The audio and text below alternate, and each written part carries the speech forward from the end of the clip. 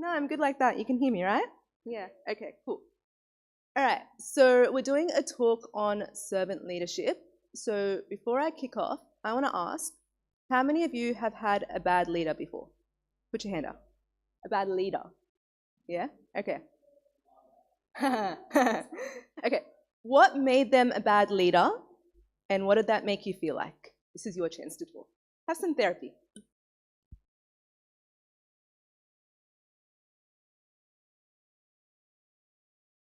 Pride. Pride. Okay. Cool. What else? Anything else? Lack of communication. Yeah. Nice. Well, not nice, but yeah, you know what I mean. Yeah. Anybody else want to share?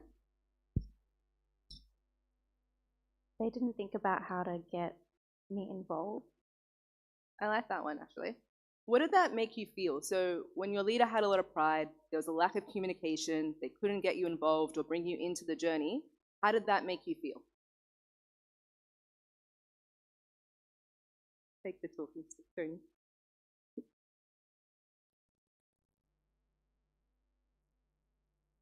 I felt like I was in a sinking ship and there was nothing I could do about it. My hands were tied and the ship was sinking. And this person was like running wild. That's low-key traumatizing, I'm not gonna lie.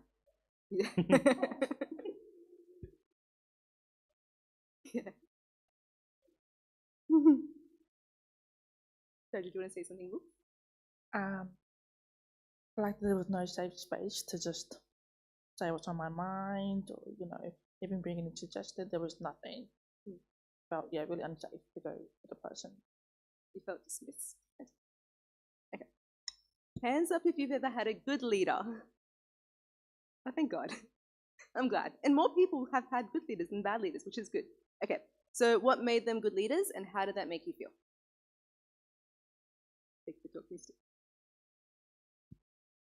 I felt like I was a cog in a machine and they were so on top of things that if I just did what I was asked to do, the machine ran very smoothly. And even when I didn't, someone was going to step in and keep the machine going. Nice. So it sounds like you felt supported. Like everything was going as it should.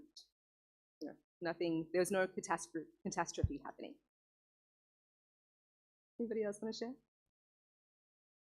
Monica, you have a little face on. I feel like you want to say something.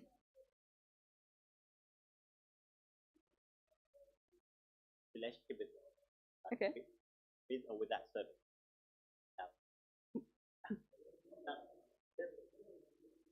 Yeah, I feel like they had their own very good spiritual journey with God, and you can tell that they really love God regardless of the service. They didn't do it out of because they had to or because someone made them to it. They did it because they genuinely love God and love serving His children, His people. So you felt the love of God through that person. No, I like that. All right. So the topic of leadership. So Peter Skander, I don't know if you all know him, was the lovely person that you can thank for having me here today. When he approached me, he was trying to come up with all these ideas as to what to talk about, because I've never had somebody say, you get to choose the topic. And as I was thinking to myself, okay, well, you're above 25. This is a meeting for people that are 25 and above. You're a working youth meeting. And so what's probably happening in your life is probably similar to what's happening to me, where you might be taking on positions of leadership, whether it be in a formal capacity, so it might be in work, or it might be in a less formal capacity like your church. So for example, in your service, you might be naturally seen as a bit more of a senior servant. In your family life, you might be getting married, and so you're suddenly heading a household. Or even if you have aging parents, you're suddenly in a position where you have to take on leadership. So I felt that this was an opportunity for us to actually speak about what it means to lead as a Christian. So, defining leadership. When I say the word leader or leadership, what comes to your mind? What words come to your mind?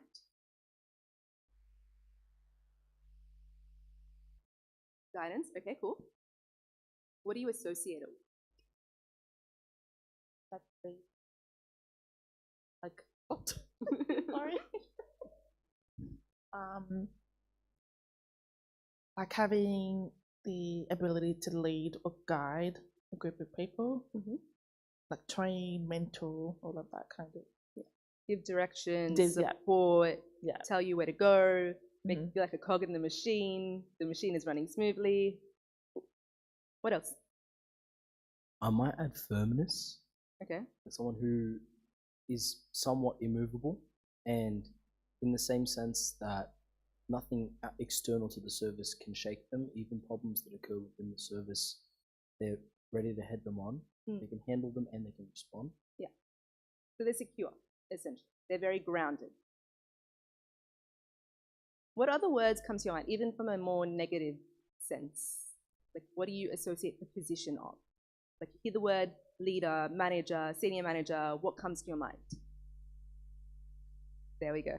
I was kind of like trying to get to that. Thank you. That was my segue. Yeah. Yeah, so culturally speaking, I think a lot of us in our minds have this notion of leaders being prideful or having this status or having this control or, you know, having positions of authority, which isn't really a bad thing in itself. However, what it does end up creating is self-centered leadership. Somebody that's only out for themselves. They want to protect themselves. They're willing to take credit for all the work. They'll throw the person under the bus. And we very much see this in Genesis, all the way back in Genesis. And it's the first leadership failure. You see this in Adam when he takes the apple and God comes to him and he says, "Did you eat of the apple?" And then his response is what?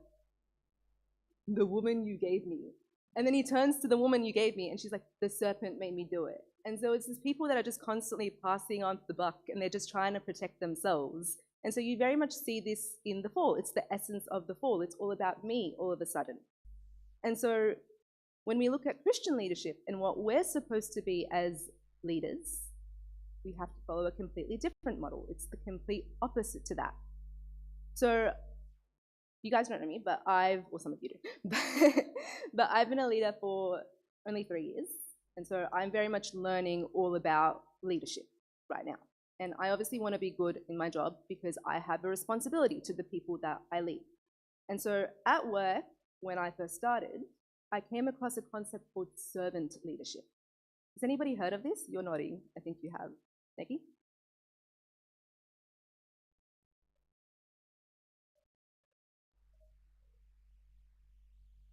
You pretty much just giving the talk. Like, that's pretty much it. But yeah, it is very much focused on that. So I heard of it in a very secular setting, which I find fascinating because I never came across this term within the walls of my church. It was on a Teams chat where people were presenting and they were giving us training sessions and people would come and talk about their leadership style and one person would say, "I practice servant leadership." So it's something that's clearly impacted the world that's around us. So where did this whole notion of servant leadership come from? So it came from a man called Robert Greenlee. It was coined in the 1970s. So he was a business thinker. He was a Quaker, which I can imagine his Christian background very much influenced his ideology around servant leadership. And so his whole theory was that the people in my team, the people that I manage, they don't work for me, I work for them. So my whole work comes from them. So when we think of leadership or management or the structure of the workplace, we always think of that triangle, right? So you've got your CEO at the top, you've got your leaders at the top, and then everybody just kind of trickles down and you've got a top-down effect. He flips it on his head and he says, nope, the people that I'm managing, everything just comes from them. I serve from them. And so it's very much around somebody who shares power, puts the needs of the others or the person before them first, and all he's thinking of is, how can I help this person grow? How can I help the person that's before me, that's made in the image of God, fully become themselves? All he's thinking, that servant leader, all that they're thinking is, are my people going to become healthier, wiser, freer, and more likely themselves to become servants? It's very, on a macro level, he was thinking, okay, we have servant leaders, and they're going to build servant organizations. And these servant organizations are going to, in turn, serve their local communities. And it just grows and grows and grows. so that essentially the love is spread. People are a lot happier. People are going home as better husbands and wives and parents and children to their families because they're feeling served by their managers. And so essentially to be a servant leader, you need to have the following characteristics. So you need to be empathetic. You need to be a good listener. You need to be self-aware. You need to be persuasive. So you're not barking down all these orders to the person. You're trying to bring them into the journey. You're persuading them that this is the right path. And if they're not really persuaded, you're listening. Why? Tell me what's going on. What's in your head? What can I do to actually help you? So I try my best to practice servant leadership. I don't always get there. Sometimes I fall short, but sometimes I try and it actually works. So as I was going through this talk, it was very much on my mind. And I had a moment a couple of weeks ago, it was like 2 weeks ago. And I had one of my team members. So I manage a team of 10. And one of my team members, he's quite young. He's about 27. And he's very hungry, very eager, wants to learn. And there was a moment where it was 2 days in a row that he would constantly complain about the work. Like he would message me and be like, this is too hard. These clients are driving me insane. Like, I can't believe I have to go to this team just to get this all sorted out. And so I was like, what's going on? So I was a bit annoyed, I'm not gonna lie, because in my mind I was like, aren't you just grateful to have a job? This is the line of work. You just gotta get on with it. But that's not the right attitude. So I called him up and I tried to make sure I was calm as possible. And I said, hey, I'm just noticing a lot of pushback with the work. Are you okay? And he was like, oh, I guess I must have left some stuff unchecked. Like I didn't realize that I was actually going through this, and there was a lot of resentment in my mind, and I feel like I was just getting passed up for opportunities and I wasn't learning anything, and I just feel so stagnant, and all I want to do is learn. I just want to, have something new. I just feel like I'm stuck in a rut. And so the simple question of, are you okay, just got us to get to the root cause of his attitude. And it got him to realize, oh, there is a bit of an attitude problem. There's actually a problem with me, and we need to work together to actually fix the whole problem. So we finally got to a place where we're like, okay, you need to learn. There's stuff that you can learn within this team. You can still grow within your existing role. So he's now on another business line. He's now learning something new. He's constantly coming up with ideas to improve the existing process because that's his strength. He's getting encouraged to apply for other roles because he's bored of the role that he has at the moment, and at a certain point, he'll learn all that he needs to learn. And we were able to get him there just by listening, just by showing that empathy. It was servant leadership in action. So when we look at servant leadership, there is no other better model than Christ himself. So what did Christ say about servant leadership? So let's open up Mark 10:42, the 42 on 10:42. Okay. We got it.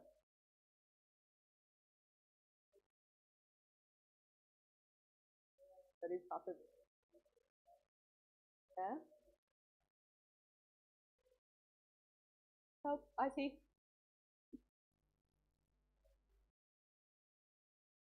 Okay. No, I'm never doing it.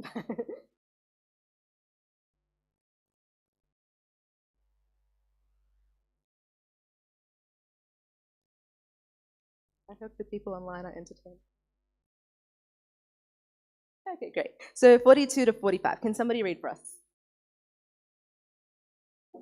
I'm looking in this corner.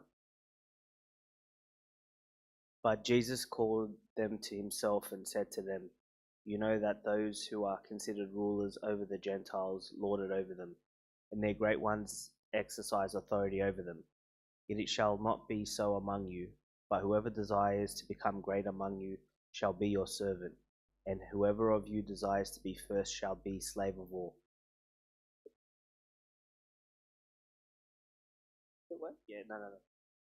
Okay. 45. There we go. Okay. For even the Son of Man did not come to be served, but to serve, and to give his life a ransom for many. Okay, awesome. Thank you so much. So let's set this up in context. So this is said after James and John come up to Jesus, and they have the audacity to say to Jesus, we want to sit on your left and your right. And then he said, it's not mine to give, And then the other 10 are just really annoyed that they even asked the question because they were thinking the same things in their mind. So in a Jewish culture, they're very stuck with this mindset of status and, their position in life, which isn't too different to ours, but I think we're a bit more of an egalitarian society than they are. For them, it's just hyper important as it is with other cultures. So sometimes I feel like it doesn't hit us as hard. So what's sticking out to you in this passage? And Nagi, I think you already mentioned it previously when you gave the summary of the talk. Do you want to repeat that?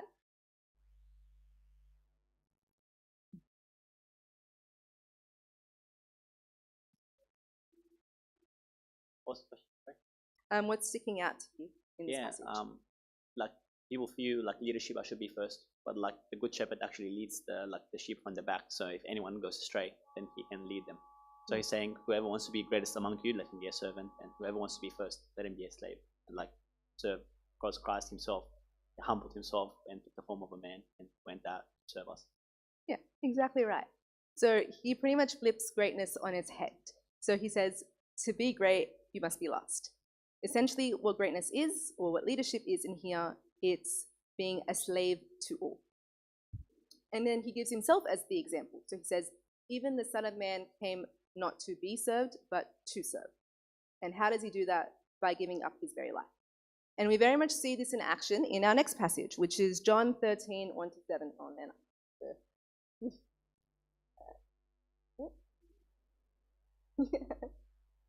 John 13. Sorry? Who would like to read for us? It's just 1 to 17. Yeah, it's a long one. Oh my god, that's so much navigating. Who would like to take it away for us? You can split it up if you want.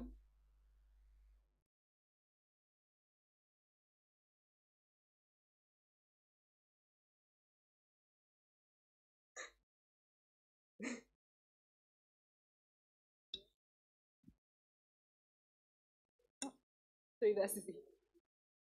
Now before the feast of the Passover, when Jesus knew that his hour had come, that he should depart from this world to the Father, having loved his own who were in the world, he loved them to the end. And supper being ended, the devil having already put it into the heart of Judas Iscariot, Simon's son, to betray him.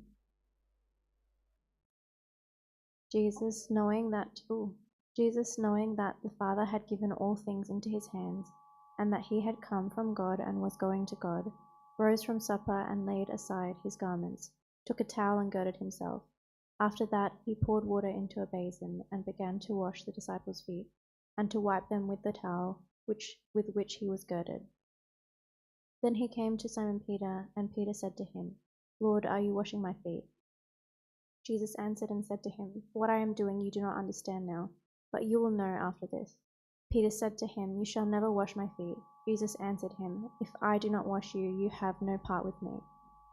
Simon Peter said to him, Lord, not my feet only, but also my hands and my head.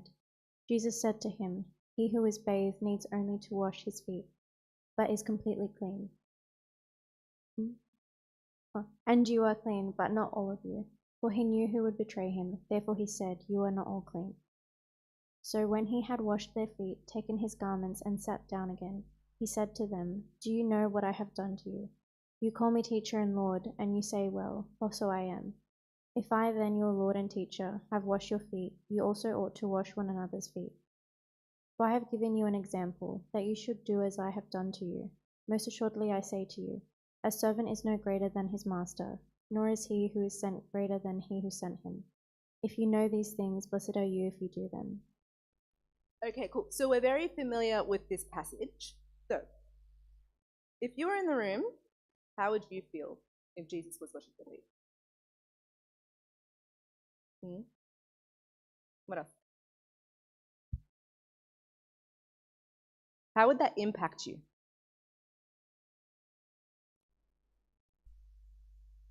So I've got a bit of a story. I couldn't bear the silence. So, okay, so I serve under Abu Hannah. I don't know if you guys know him. Yeah. So one time, it was his ordination anniversary, and I wanted to be really nice, and so I bought him a cake. But he did not make it to that pre-servants class that day. So I bought a cake, and he was not there to celebrate. So the cake was just there, sitting in our lovely courthouse, and it was a vegan cake, so nobody was touching it. And I was like, you know what? I know he's in confession, so I'm going to go downstairs to his office and give him the cake. And so I went and gave him the cake, and his reaction was, initially he resisted and didn't want to take the cake, as he does. But then I eventually forced him, because I really didn't want to take the cake. What am I going to do with a vegan cake? It's a vegan cake. I just wanted to do something nice. And then he just starts kissing my hands. And I'm just so taken aback, like, what are you doing? Like, you are a priest. I'm supposed to be kissing your hands. And you're in shock, and you're just uncomfortable at first. And then all of a sudden you move past that, and then you're just left with so much warmth and love, and you're seeing just the pure humility that a man that's my father's age, that leads our church, that does these beautiful and amazing things, is just standing there trying to kiss my hands. Like, who am I? And this is the feeling that I imagine Peter would feel when Christ is coming to wash his feet. Because in that time, for us, I feel like we're kind of used to this whole passage, so it kind of just doesn't hit us as hard. Like, we see it every Holy Thursday, every Apostles' Feast, where like the priests are coming to wash our feet, so we're like, yeah, this is the drill. But for them, at that time, this task was so lowly that even the Jewish slaves wouldn't even do it. It was reserved for the Gentile slaves. That's how disgusting that was. And so he was there trying to make a point. So he was stooping down and washing their feet. And a very interesting verse to highlight is verse 3. Verse 3. Jesus, knowing that the Father had given all things into his hands, and that he had come from God and was going to God, rose from supper, and laid aside his garments, took a towel, and girded himself. So this passage, verse 3, shows all authority, all power had been given to him. And so what does he do with that power? He stoops down and he washes people's dirty feet. And he's making a point. And to make this hit even harder, he knows his people. He knows what his people are actually dealing with. They're dealing with pride. They're dealing with status. They're friends of Jesus, who's a famous rabbi. And so he knows they're susceptible to pride. And so he wants to knock it out of their heads. And so he's saying, no, for you to be a leader, for you to follow me, you also must wash one another's feet. This is what it means to be a leader, is to wash one another's feet, to get down and do the disgusting work, being one of them and actually washing their feet. So this is the essence of Christian leadership. It's asking the question, every person that's in front of me, every person that comes to me, whether it be in church, in your work, in your home life, how do I actually serve that person? How does that person need to be served? What do they want from me? What can I do to actually benefit them? Because every person is different in the way that they actually want to be served. Like, I have 10 people in my team, they all need to be served differently. They all need something different from me. Sometimes they need a little bit of empathy. Sometimes they just need me to listen to them. Sometimes they need a little bit of direction. Sometimes they just need help with a certain task. They all need something different from me at that time. And it goes with everything that we do. It goes the same for our service. Different child may need something different from you. And you just need to ask yourself the question, what do they need from me? So, with this in mind, back to you guys. I hope that you all talk. What do you think a servant leader looks like in today's environment? Tony, I feel your face is moving. I feel like you have something to say. I put you on the spot. Sorry, Tony. I'm going to be brief. Sarah, you served me for 2 or 3 years, and I feel like you really embodied that. You're very sweet. But something else, please. I had to point out the performance. You're very sweet, Tony. I think this is the kindness of Tony more than anything. Guys, I'm not being He nice. was the model student that would show up to every class, show up to prayer on time, that's enough. would No, constantly that's encourage enough. us. I'm not saying that to be kind. I genuinely felt that from the servant. That's why I'm smiling. Put me on the spot. Does anybody else have anything to say?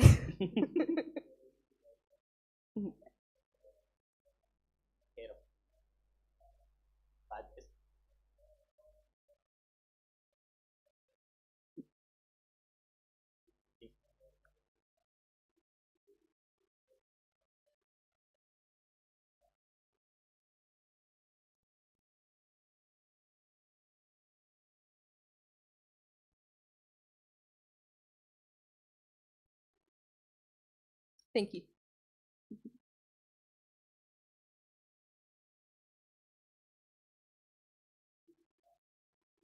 Yeah, you all take turns.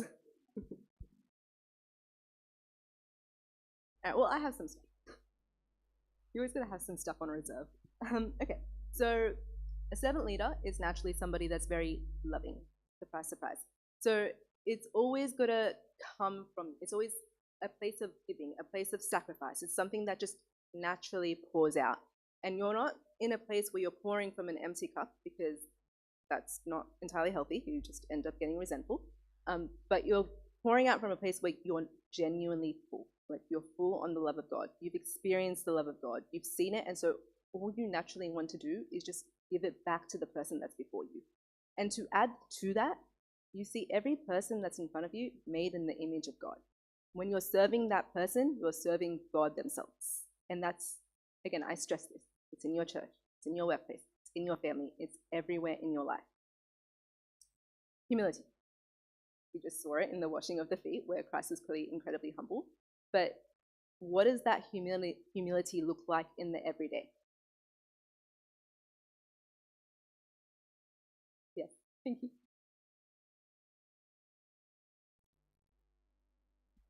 I think it's easy, especially for people in a higher position, to dismiss things because of their role, because of their status.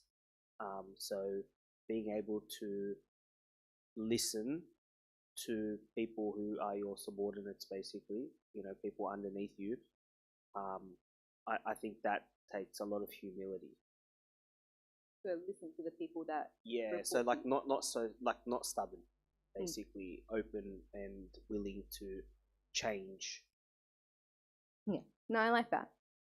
I think in the workplace in particular, to be humble is to understand that you are always a student. So I think to be a good leader, you always got to view yourself as a student of leadership, a student of the people that are before you. And also to be very open and honest around your mistakes. So mistakes happen. It's okay. They're just lessons learned. And if you yourself as a leader are honest about your mistakes, it just makes people comfortable to come to you when they make a mistake, so that they can understand that you're not out there to crucify them. You're there to help them. So we'll come together, we'll address the problem. After that, we'll figure out a way how to present them, like how to prevent it from happening. But then that's it. It doesn't get repeated over and over again. It's just, I need you to learn. It's a lesson learned, and we're on the same side here.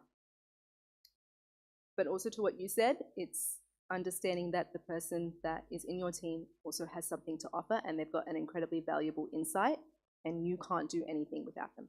You're generally just as good as your team. That's it. The way that you're a good leader is by your team. Trust. You need to build an incredibly trusting environment. You need to trust your people. And that's really hard, because I think naturally you just get really scared and it's a bit of a gamble.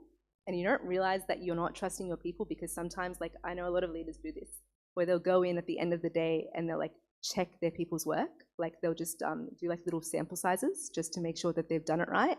And I remember I used to do that a little bit. Like I used to go in and I used to check the cues to make sure that everything was all done, until my manager, and this is when I was very new, he was like, no, you got to stop doing that, because you need to trust your people. Like, they need to feel that you have their back. And it goes in everything. Like, you have their back even in the mistakes that they make at the same time. I remember I had a moment where I thought I made a mistake. So the senior manager called me. Like, the issue was that our system, like my team members, they lost one of their accesses. And we didn't know why. And so I called our senior manager. I'm like, what happened? I don't know why they've lost their access. And so she called me up and she brought my manager in at the same time. And she was like, you didn't mark an attestation, so they assumed you didn't need the access anymore. I was like, oh, did I just miss something? Because they're very quick for you to do it. Like it's like a routine thing that you just do. I'm like, oh, maybe I just missed it. And then my boss just goes, no, she wouldn't make that mistake. Check again. And then she was very adamant, no, she made the mistake. And I'm just in the middle, and I'm like, maybe I just made the mistake. And my boss was just very adamant. She's like, she would not make that mistake. Check again. And so she went and she checked again. Turns out I didn't make the mistake. I totally thought I did, not gonna lie. But then my boss called me and he's like, I did that because I know you, I trust you, I back you. And then I left just feeling incredibly supported. And I left feeling like I'm the luckiest person in the world that I've got a manager that just supports me in everything that I do. And I find, like, I remember like being part of a conversation, and like these senior managers were talking, and they were talking about like this culture within another team. And they were saying they're too scared to do something. Like, they ask you about every single little thing. And it's because their manager doesn't trust them. They don't back them in their mistakes. They're ready to crucify them. So if you trust them, they're more willing to take risks that will actually pay off in the long run. The other thing is vision. So give them a goal. We touched on this. You give them direction. You tell them where to go. And courage. Courage is a big one, because I find with servant leadership, people think that it's very soft, that you're kind of just letting people walk all over you, that you're a bit of a doormat, like anything goes, but it's not. You need to have courage to have these difficult conversations in everything. A servant leader, what it means is that they stand up for what's right. So if something goes wrong, they stand up for it. If somebody's not behaving within line of the culture of the team, they remove it. They're like a cancer. You got to act fast and you got to remove it. You got to go through the whole process. That takes courage. It's not being a doormat, because you've got to protect the interest of the whole team overall. And lastly, team. You've got to create a community around you, because they'll feel this sense of accountability and this sense of loyalty to one another, that they just genuinely want to help each other. Like, we're on the same side. We just want to get through the work. So I was thinking to myself, what is a recent example of a servant leader? Like, very recent, not like the Nelson Mandela's that came in like the late 20th century, like recent. And as I was searching, I was thinking, oh, the one that comes to my mind is Zelensky. So yeah, I know it's a bit of a, yeah. So what I was thinking is there was this one episode within his presidency where Russia was taking over the Ukraine. The war had just started. I don't know if you guys are familiar with the story, but the war had just started. I think it was the US reached out to him. They're like, we can get you out. So you can get out of this place and you can stay safe. And he just turned to them and said, I need ammunition, not a ride. So he wanted to stay with his people. And so he went out on the streets in the middle of the night. This is despite the fact that people are out to get him. They're out to kill him. His very life is on the line. And he just went out on the streets, would take videos, like these really candid videos, and be like, we're here. We're fighting with each other. And then what happened was that people would come, like locals would come, old men would come, and they would enlist and they would want to fight. It was he created this vision. He was one of them. Like, he brought them all together. And it was just this brave act of him just staying, just being present with his people. It's a very servant leader mindset. So that was just an example that I wanted to bring in your head, because I find sometimes we're very theoretical, so we don't know how to actually properly practice it. But I'm pretty much done. And so I think you'd all be glad to know that I'm pretty much done. It's a very short talk. But what I just want to leave you with is to ask yourself the question is, how can I really just serve the people that are in front of me? These people are made in the image of God. How can I serve them? How do they want to be served? What do they need from me? I'm done. Cool. Thank you.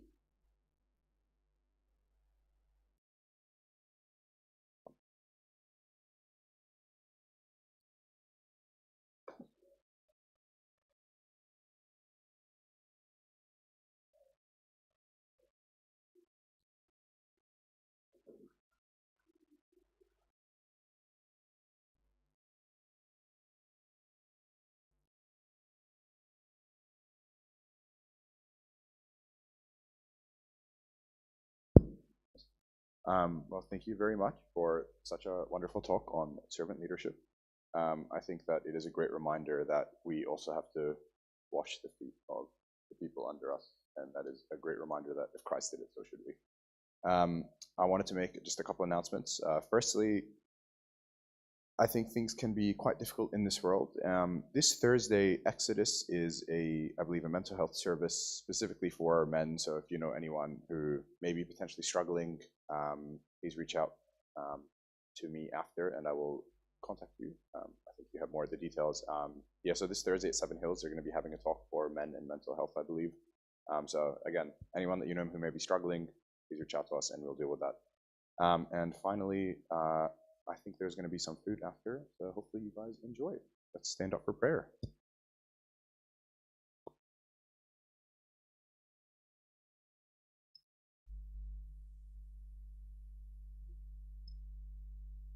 Lord, thank you for everything you've given us. Thank you for all the things you've given us in our lives, the friendships, the families. We thank you for the opportunity to be servants, to serve your people, O Lord. It's what you've called us to be. You are the greatest example, and we only hope that if we can just serve just as a little part of the way that you serve.